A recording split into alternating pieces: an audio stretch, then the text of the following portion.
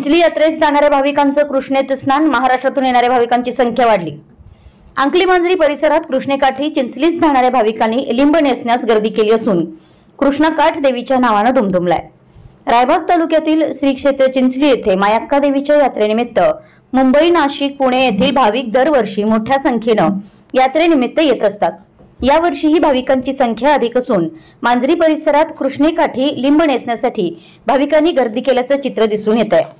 महाराष्ट्रातून येणाऱ्या भाविकांमुळे कृष्णाकाठ गजबजून गेला आहे। चिंचली येथे यात्रेकरूंची संख्या अधिक असते, यामुळे भाविक कृष्णेकाठी पूजा मांडून लिंब नेसतात। सुप्रसिद्ध मायक्का देवी चिंचली यात्रेसाठी पूर्वी कृष्णेकाठी बैलगाड्यांची गर्दी अधिक होत होती।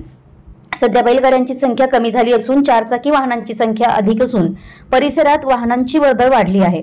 नदीकाठी भाविक लिंब नेसत असल्यामुळे परिसरात नारळ, कापूर आदी पूजा साहित्यांची दुकानं थाटली आहेत। भाविक पूजा साहित्य खरेदी करण्यासाठी गर्दी करतात।